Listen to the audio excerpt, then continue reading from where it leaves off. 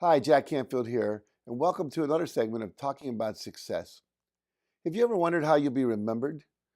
And here's a twist on things. How about enjoying your legacies now instead of waiting till your eulogist tells you what they are? Joining me today is Robb, the author of How Will You Be Remembered? A Guide for Creating and Enjoying Your Legacies Now. Welcome, Robb. Hi there. Nice to Glad, see you. nice to have you with me. So, isn't legacy about just packaging your money and your stuff and passing it on to your kids, or is it more than that? Well, that's what a lot of people think. I would say a very high percentage, beginning with nine, would say that yeah, my legacies will be what I move down to the kids. Mhm. And it has that dark patina of death and money about it. And I wanted to lift that up, take that heaviness off it and redefine legacy so that it's joyful and fun and we can enjoy our legacies and build them now instead of waiting, as you said, for the eulogist to say, this is what I think he accomplished in his life. I want to know that now. I want to enjoy that now. And I want other people to enjoy them with me. So that was the concept for the book. What made you want to make this a focus of your life and also redefine legacy? Probably as in your career, things just kind of start coming in and telling you this should happen. In my personal life, we found out we couldn't have kids. Then I did a book with my father on his war experiences, which we launched in front of 500 people. I'd done a lot of nonprofit development work around the world, and but I hadn't. I was doing all that just because I was selfish. I wanted to hang out with good people. Uh-huh. And then I was flying one day, and a friend said, we were talking, we went through all of this. I was going down to get a check for a charity. I'd been a $10,000 check for my charity work and give that to the charity. And he said, that's quite a legacy you've got. And I said, well, I won't have a legacy. I don't have kids, and I'm not rich. So what's my legacy going to be? Then a lot of work and talking to some great people and started to then redefine what legacy is and tell stories about how you can create legacies yourself without having to be rich or famous or dead. So, what do you mean by signature strengths? Your talents, your skills, the values that are kind of the internal engine that run you. Um, so, and the signature strengths can be. You can create a legacy if you're a florist. You can create a legacy if you're a carpenter. You can create a legacy. You have some signature strengths that you use in your work and also in your personal life. And sometimes we just don't use them well enough. And I think that's when we feel, you've probably felt it, you feel sometimes a little unused. I'm not taking advantage of really who I am Hmm. and the strengths I've got. And when you learn to do that, we are the happiest people out there. Okay, so let's say one of my viewers is sitting here with Yeah. us. He's not an author. He's not going to leave a plethora of books behind. No. He's not a millionaire. So he's not going to endow us at university. And so, what would you advise them for them to be able to create a legacy starting now? I deal in the book and I talk about stories, and one of the stories you can tell is the story of you. And there's a variety of ways to tell it. I've been building and telling stories for my career, but one of the neatest way I found, and I did it to test it out to see how I felt, is write my story and write the story of who I am by the values I keep. So I asked people to go through from 500 values, boil them down to 10, boil them down to 5, and look at them and say, these are the values that are my internal combustion engine. These ones make the decisions behind the scenes for me. These are the ones that make me me. And so the legacy would be, I call a legacy letter, where you take those 5 values and tell me for each one, why is it important to you? And tell me a story about how you lived it. And I show people, I deal with my life very, very clearly and tell some I think, pretty good stories. And it gives people an idea. You could do that tonight. Write 5 values, why they're important, the stories behind them.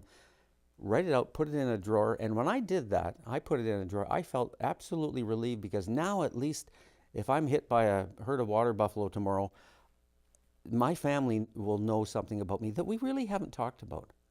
And that legacy letter kind of says, here's who I am, here's me, here's what I thought I did.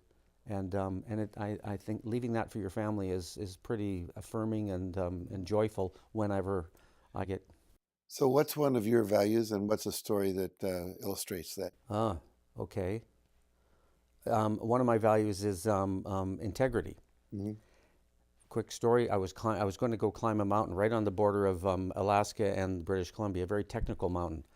A friend's wife just died from yesterday from back then died from breast cancer. He called and wanted me to be at the funeral, be a pallbearer, and I said, "Ken, I'm climbing this mountain on Thursday. We're leaving tomorrow morning." So I said, "I'm going to do something for Kathy." So they were a Catholic family. I went out and got a crucifix, and I said, "I'm going to take this to the top of the mountain and put it up there." We started climbing. 5 days later, we're nearly there, and I had to jump a crevice and clamp myself to a wall of ice and climb up it. And it made me almost sick that I couldn't do it. I just was so beat up, and I was so fraught with jumping over this crevice and snapping myself Spider-Man-like onto this wall. And I thought, yeah, but if I give the crucifix to the guys, I will have broken my promise to Ken. I'm taking it to the top of the mountain. So I just let my mind go back into how I would feel when they came back down and I didn't go up. I gave it to them. I said, no, that's not going to happen. So I jumped and climbed up and got it done. Got the crucifix up there, put it on the top of this mountain overlooking the world, cried like a baby, and came back down. So it said to me, and I didn't know about legacy back then, but it said to me, yeah, you have some integrity. You did what you were going to do. You went through the fear. You did it. Mm-hmm. That's kind of dramatic. Then I've got other ones that about joy and truth and health and that sort of thing. Your book has a lot of stories in it. Yes. And it has a lot of techniques and tools and ideas of things people can do to create their legacy now and leave that legacy. Share some of those with us, some of the things people can do. Well, the legacy letter I just spoke about, have you ever been to a funeral and said, boy, we should have got his story? Nobody got his story. We all let people go, and they have the stories go with them. So I teach a lot about getting those stories. So your story, then their story.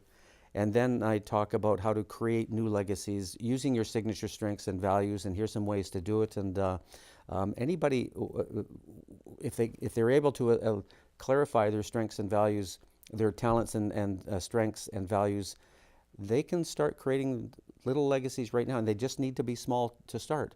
And then if you want to begin an international charity, fine, fill your boots, go crazy. If those skills and talents will take you there, do it.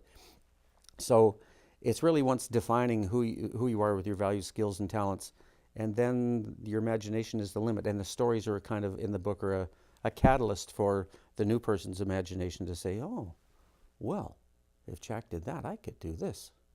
So that's what I want the book to be. I want once they put the book down, I want their brains stirring a little bit with what the possibilities are. And it's not work, it's not heavy, it's fun. It can be a whole bunch of joy to do a small legacy and put it aside. And what I suggest too is have a little legacy journal. And just write down, say, today I wrote my legacy letter, or today I did this and it connected me to new people. I'll tell you a quick little story about connection again. Mm-hmm. We live in a beautiful part of the world, and we go down the street, we have to turn right because there's a cliff and trees and everything, and our house is sitting on the cliff. But we have to turn right, and the municipality said, here's a great big orange cement thing to make sure you don't go straight over the cliff. In the summer, though, it was ugly as heck because they let the weeds grow up, and it was an abomination. So I went out, I looked at it. One of my talents is gardening. So I went over there with my shovels and hose and stuff and started cleaning up this thing. Well, in 5 minutes, 10 neighbors were there. Connection. I'd never met any of them because they're from this side of the street. We cleaned it all up. I said, $20 a piece, please. And then we all kind of laughed. They gave me $20. I went down and loaded it up with flowers. So for 4 years now, it's a botanical garden at that corner. Not an ugly cement thing. And we call it Legacy Corner. And I said to them, and I looked them all in the eye, and I said, if I get hit by those water buffalo, will you guys make sure this goes on? Yeah, darn rights we will. We love it. So little tiny legacy. And that can happen in anybody's life. You just don't be afraid to do it. I remember living across the street from a school, and the playground fence came right up to the sidewalk, and weeds always grow in that little area. And I remember one day going out and saying, I'm tired of looking at that, and starting to pull the weeds. And you're right, several neighbors came out and said, can we help? Are you a gardener? I'm not well, my grandfather was a florist. So I spent a lot of time hoeing in between plants in the open field, like snapdragons and things. And then I also you can keep going with your gardening, then you'll be happier, so you'll be hoeing. All that for that line. Bada bing, bada boom. I love being a straight man for you. That's very good. Okay. So One of the things you do, and I've heard about this, and I know it's a service you provide people. You used to be in the broadcasting and Yeah. television Hmm. and radio and production and all of that, and you help people kind of capture their life story, their legacy story, the stories they want to pass on video. Talk about that. I would get a call from somebody saying, Grandma's 82. She's still cogent. She's still very aware, but she's got some great stories to tell, and we need to capture them. So we would go in and do our due diligence and research with Grandma and then collect that story. Collect that story through media like film and video, through audio, and then tell that story by print or by a video or something like that. A lot of families say they have some excuses and they say, well, there's no time. Yes, there is time. You take an hour and you can start this process. Or they don't have the interviewing or the journalism skills. I teach them how to get through by that. They say they say the technology is too complicated. Technology is really very simple now. We've got digital media that makes sure that Grandma's story then travels down the line 200 years to your descendants, and that in 200 years from now, those descendants say, that's where we came from. That's Grandma Brown. Her blood flows in us. And that's the value of doing it. So I give people the chance to let us go in and as story finders and tellers, collect that story, produce that story so it's in the family and it's not going to go anywhere because it's digital technology, ones and zeros, it's in the cloud. And 500 years from now, people can look at it and say, well, they look kind of funny, but geez, that's our great, great, great, great, great, great grandma. And it's good. It's a great feeling. I have got a picture of my great grandparents who came from Ireland in about 1870, and they are standing by their pump, and they're looking like Hutterites or Europeans that came over, and I would love to have a story of their life. I mean, how cool would it be to know if they could tell us what the struggles were and the joys and this awful land they had to make a living out of and build and to feed themselves and in their particular case, 5 out of the 12 kids who died. Tell me that would be a great story to know. But they didn't have the technology back then. That wasn't their focus. We're lucky. We have the technology. We have, if you want to have the focus, it's and there's lots of ways to collect the stories and just don't let them disappear. Don't go to that final resting place of somebody and say, "I'm sorry, George, we didn't collect your story," and it's gone.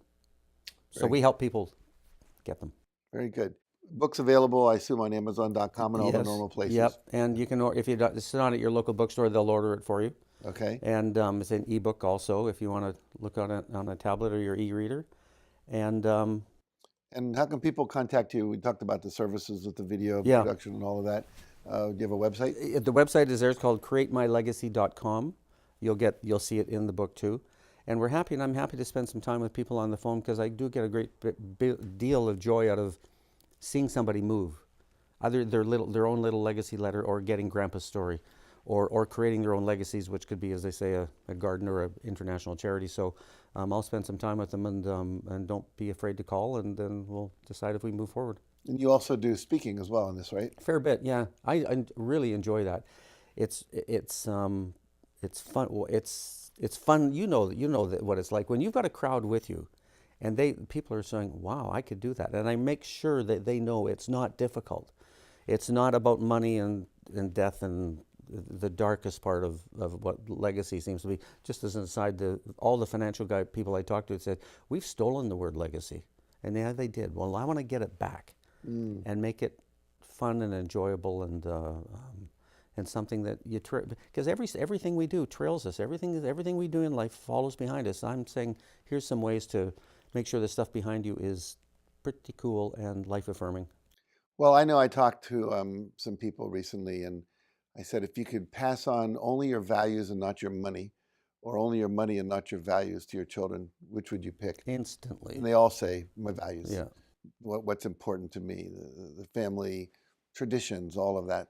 You probably know there's oh boy, I'm gonna lose. There's a large insurance company in America that did 2 studies, and it asked the boomers, "What do you want?" And it was not the money; it was the stories. 100%. Oh, It interesting. was the stories.